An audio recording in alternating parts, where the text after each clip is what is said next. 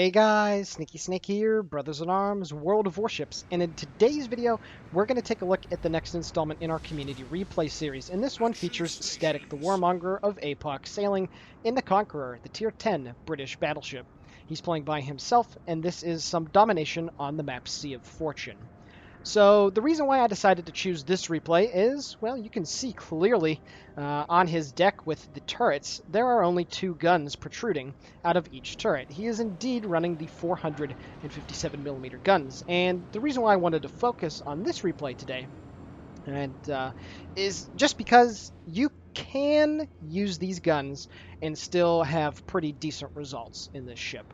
And the battle that you're going to see here is going to be indicative of that. I'm going to go over the statistics of these guns just so you guys get a general idea of how they go. Now, of course, everybody wants to use the 12-gun 419mm setup where you get 2 turrets at the front, 2 at the rear with 3 guns in each turret. You get a total of 12, like I mentioned earlier, and you can just get with shooting high explosive shells, some unbelievable potential DPM for a battleship. And nobody really ever bothers to go with the 457mm. Now, when this ship was first leaked, this was supposed to be its end-all be-all armament. And then, due to various testing phases, they decided to put on 419s, and then they gave it the 12-gun setup, and then they were like, we don't really know what we want to do. But at the end of the day, you still can get these turrets now, these guns. So the statistics on them, 2 shots a minute. You can get that down to 26.2 seconds with the rate of fire equipment piece, which is pretty decent. 4 degrees a second rotation speed is not very good whatsoever. You will need to run expert marksman. However, pretty much all of the British battleships really do demand it. And if you put Jack Dunkirk in there, you're going to be able to increase that turret traverse even more. The firing range is 24.25 kilometers, which is pretty good. Maximum dispersion unupgraded is a pretty whopping 302 meters, but of course you must remember that the range of 24.25 kilometers is one of the reasons why that number seems slightly high. And with only 8 guns, it doesn't have the same striking power as the Yamato. You can only get 4 to bear over the front of the ship, whereas, of course, the Yamato and a lot of the American battleships can get 6. So this thing is definitely very Tirpitz and Bismarck-ish in its unfortunate ability to not be able to punish ships with just its 2 forward guns or its 2 rear guns. You really do need to get the full broadside shooting with this thing. The HE shell damage, however, is magnificent, 8,200 with a 63% fire chance, absolutely ridiculous. And the armor-piercing shell, this might surprise some of you, 14,900 damage on a Citadel. That's 100 damage more than the Yamato's guns, and those are, of course, 461mm. So, while they do retain the rather slow shell velocity, of 757 and 762 meters a second, respectively, for HE and AP, these guns are the hardest-hitting battleship guns in the game with AP if you manage to get a Citadel. So it's something that if you're able to take advantage of, and you're able to get some nice broadsides right there, you can see a very nice 15k salvo right there into the Friedrich de Grosse. Now, I know that there's a lot of people on YouTube that do not like it when the replay constantly has the shells falling in on the target and you're seeing that. Please pardon me. He likes to do this, so you're going to have to deal with that. So here at the beginning of the game, it's 300 to 327. He's moving over towards Objective Charlie here on Sea of Fortune. Now, this map is a very interesting one. Generally speaking, making the BC push is the best option, as his shells fall in. Unfortunately, 3 overpens there on the Minotaur. But generally speaking, making the C and B push is the best idea, because there's a lot more open water. So if you're stealthy, you can utilize it better. You can also see the 2 large islands at Echo 5 and Foxtrot 5 that pretty much separate Alpha from Bravo. There's only that really narrow channel, and to get into B, you really do have to push your way in there in a very, very tiny spot. So it can be rather difficult to do so if the enemy team is able to deploy their forces in the right spots. Specifically speaking, if you want to defeat the Alpha to Bravo push through that channel, you got to be able to get ships inside of Objective Charlie. That's the best way. The worst thing that you can do is allow the enemy team to do what they're doing right now. You can see there's a Hindenburg, a Benson, a Baltimore, a North Cal, and a Bismarck that are all pushing up north on the 4 line, and they're going to try to wrap around and get all of the friendly ships here on Statik's team basically concentrated on one section. And unfortunately, as well, nobody wants to push in on Objective Charlie or Bravo, so the enemy team is every 5 seconds getting that 3 points. Unfortunately, another salvo on that Minotaur only manages to hit 3 shells. 1 pen, 1 over pen. Very, very unfortunate for him, but that's A-okay. He will be able to punish him a little bit later in the replay. So he's up to 31,000 points of damage, and you can see here that the AP shells, throughout the majority of this replay, to be honest with you, the dispersion is okay. Now, I'm not 100% sure what the Sigma value is. Please correct me if I'm wrong. I believe these guns get it to 2.0. I'm not 100% sure. Unfortunately, I don't have reliable information on Sigma values, unlike a lot of the other community contributors, so I don't have access to that, but I believe it's 2. As you can see there, he also manages to take a 9,500 damaging salvo from that enemy Conqueror that is off to his north. And of course, he is only about 13 kilometers away. Well, no, about 15 kilometers away. And of course, he's going to be able to stay well undetected. So now he's looking for an armor-piercing salvo here against the enemy Amage. There we go. The shells are out. He's 12.6 kilometers away. Will he be able to get a nice salvo here, following the shells in? And there we go. 13,000 damage. Also manages to knock out one of the guns, getting 4 solid penetrations. You can see here the enemy Conqueror is now shooting back his way. And, well, this is the reason why people run the Conch. I mean, 9.5 followed up by 7.1. There's a good chance that on back-to-back salvos with this AP against a slightly angled battleship, you're not going to be able to register 9.1 and 7.8 or whatever it was. So we've talked about it a few times before in the British battleship gameplays that we've featured on the channel thus far. I mean, I don't necessarily agree with the ridiculous HE. I think one of the ways to fix it would, at the very minimum, have it so that it takes a 6,000 damaging salvo there and gets lit on fire. I think the best way to fix it would just be make the concealment, you can still make it so that the British have the best concealment. So he gets a nice 17k salvo there. You can have it so that the British do have the best concealment. That's fine. There's nothing wrong with that. But the fact that you can get it down to about 11 kilometers, I believe, on this thing is just unbelievable. Like, I just played a few games over the weekend of my Moskva, and I'm not going to lie, I was turning broadside in my Soviet cruiser, and I got surprised by an HE salvo, and I was just like, oh my gosh, and I just got absolutely obliterated by it. Gets 3 solid pens there into the Zao. Not 100% sure if those 419s would have been able to pen at that angle, but still a very nice salvo right there indeed. And unfortunately, the worst of my fears have indeed transpired for his team. You can see that the enemy team has broken through on the alpha side of the map. They're now just getting into the 5 line, where it connects with Bravo, Charlie, and Delta. You can see his team is well situated away from the objective at Charlie. He does have a few ships that are on the objective trying to get the points for his team. Luckily for them, they have been able to kill 2 of the enemy ships, but the enemy team still has the lead, 375 to 364, and they are still getting points from Alpha, while his team, Statics that is, has not been able to get anything. Excuse me. Pardon me for that. Very unprofessional there. It's now 415 to 313, so his team has now gotten the lead, and yeah, it's still looking okay, but they really do need to get to Bravo at some point. One of his turrets did get knocked out, however, by the Conqueror, so he can only get 6 of his guns shooting at the Zao, but there we go. 2 pens right as he's angled away very nicely. Manages to take care of that tier 10 Japanese heavy cruiser, and he's up to 77,000 points of damage with 1 frag thus far in the contest. Unfortunately, the salty aircraft carrier manages to get a double strike on his team, so the enemy team has lost 5. They've only lost 2, but you know what? They're not in totally dire straits here. However, he is going to make a very interesting decision. You can see that he is well off away from Objective Charlie, quite a few kilometers indeed. And you can see that that Conqueror that's just off his bow is just slowly running away from him. Now, what I really didn't like the play that he's going to do here is that he's going to chase after that guy. This is one of those maps that it's very easy to get, I guess, lackadaisical when you're chasing after somebody, because so much of the combat on this map happens in close quarters battle that if you do go around the flanks into the open water, you can get carried away with trying to carry the attack to an enemy ship that is running away from you. And this is more map's strategy on this thing than anything else, but it's just something important. And you can see here that Conqueror is doing his job. He's luring away Static, he's luring away the friendly Moskva, and even the North Carolina is moving forward to the south as well. So I don't necessarily agree with this play, but you can see he's now loading the high explosive. Now, of course, these 457mm guns still have some pretty amazing high explosive shot. Again, 8,200 damage on a full hit. and a whopping 63% chance for a fire. So you can see that the Conqueror is angled away, so he's going to load the HE, and I actually do like this decision that he is making here. You can see he's also waiting for his forward guns to get into position. He doesn't want to open fire until he feels comfortable. However, I do think he probably could have opened up his broadside just a little bit to get the rear turrets out as well, and you can see right there, only having 4 guns, if the dispersion does not give you a bone, you're going to be missing some of these shots that would otherwise be pretty easy with the 419s. The enemy team, unfortunately, is continuing their pursuit and breakout into his friendly team's rear. It's 310 to 417.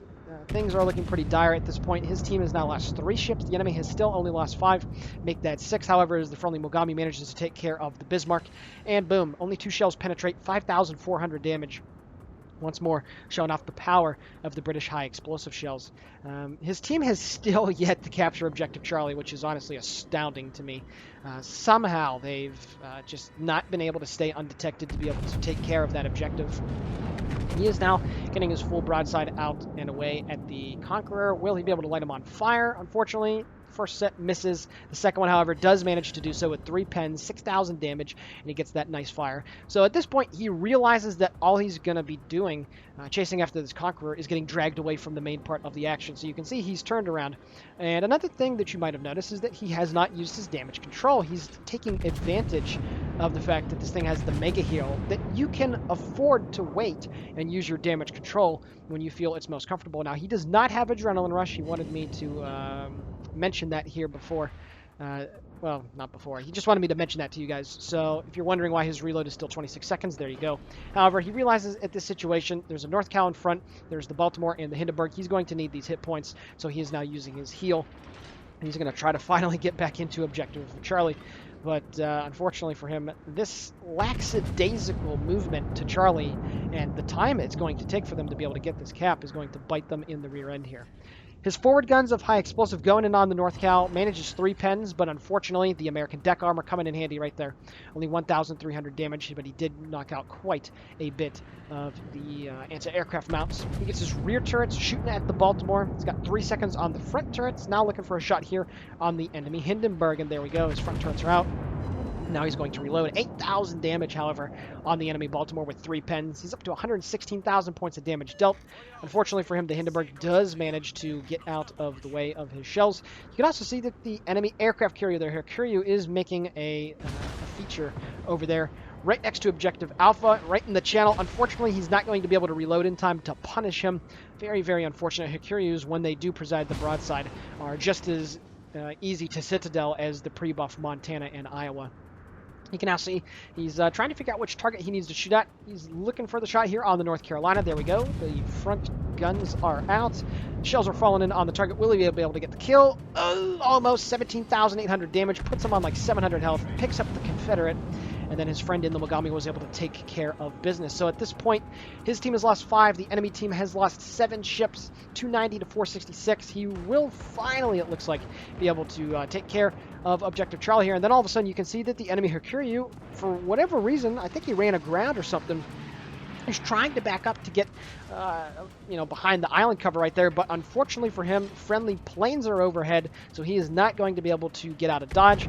And this is a situation where I think the 419s would have been much, much better. The salvo was falling in on the Japanese aircraft carrier. There we go. 31,000 points of damage.